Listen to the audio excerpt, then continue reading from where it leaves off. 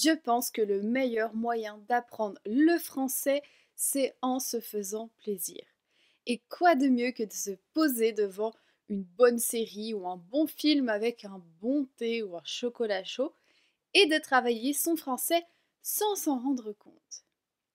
Salut, moi c'est Manon pour Oh là la French Course et aujourd'hui je t'explique comment tu peux apprendre le français grâce aux films et aux séries.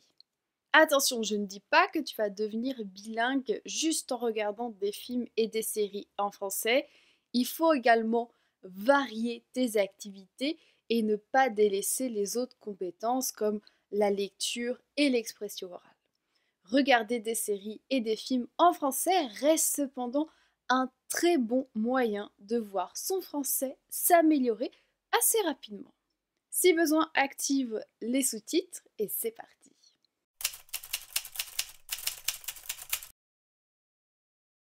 Alors, quels sont les avantages de regarder des séries et des films en français? Dans la plupart des séries et des films, le français que tu vas entendre est le français de tous les jours. C'est du français parlé par de vrais Français.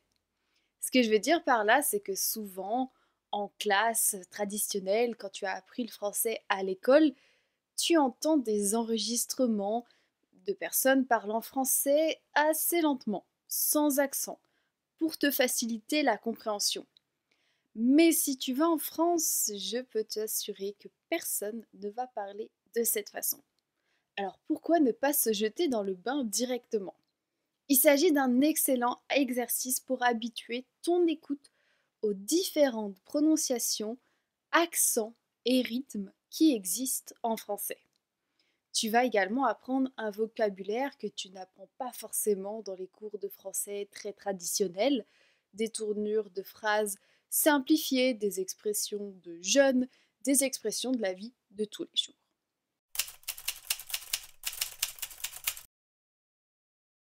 Alors, pour regarder des séries et des films en français, il faut y aller étape par étape.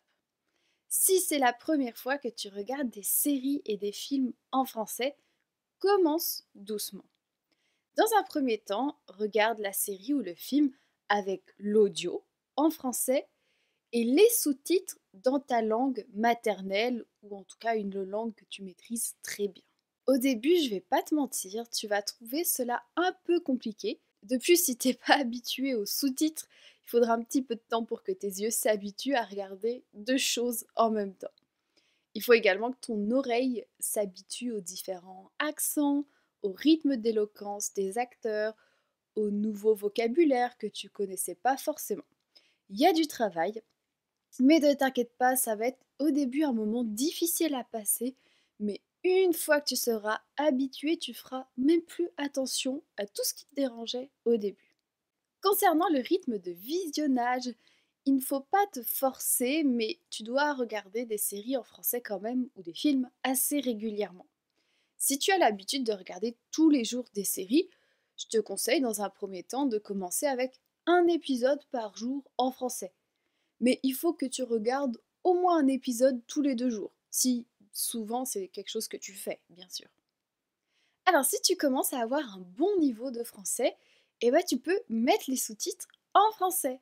Donc l'audio en français et les sous-titres en français. Et quand tu te sens complètement à l'aise, on enlève les sous-titres. Je t'assure que c'est un accomplissement dont tu vas être extrêmement fier le jour où tu vas comprendre une série totalement en français sans l'aide des sous-titres. Dis-moi en commentaire maintenant, est-ce que tu regardes des séries ou des films en français et est-ce que tu mets les sous-titres dans ta langue maternelle en français ou pas du tout? Dis-moi en commentaire.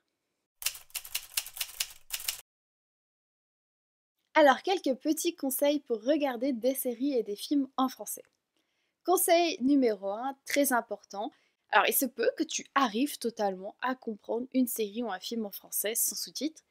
Et il se peut aussi que tu n'arrives pas à comprendre une série et un film en français sans sous-titres. Ce que je veux dire, c'est qu'il y a parfois des films et des séries plus faciles à comprendre que d'autres. Et ça vaut pour tout le monde. Par exemple, j'ai un niveau plutôt avancé en anglais, surtout en compréhension orale.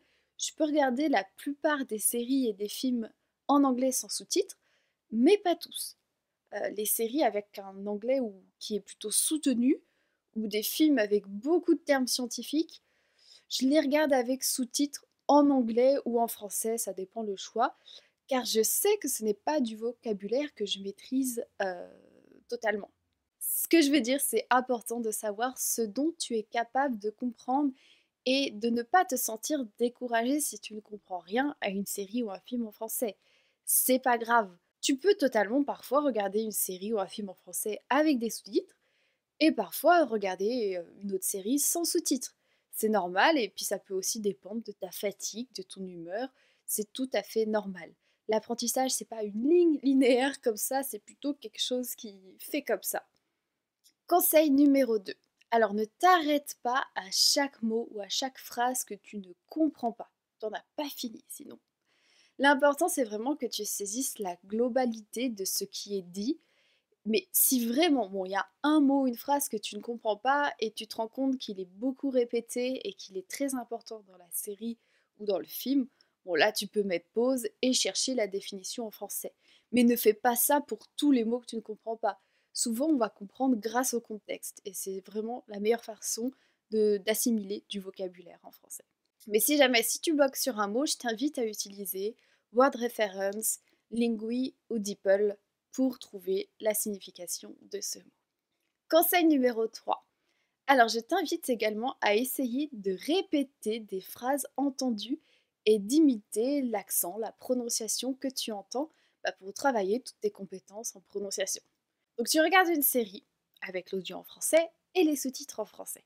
Donc ça c'est plutôt pour les niveaux intermédiaires avancés, quand tu te sens à l'aise. Et donc tu regardes cette série, tu choisis un personnage, je sais pas si un personnage tu aimes bien la façon d'il ou elle parle, tu le choisis, tu le laisses dire une réplique, tu mets sur pause et tu répètes juste après la phrase qu'il ou elle vient de dire en imitant sa prononciation. Tu imites vraiment la façon dont il a parlé. Et ça, c'est ce qu'on appelle le shadowing. Et c'est un très bon exercice pour améliorer son français tout en regardant une série.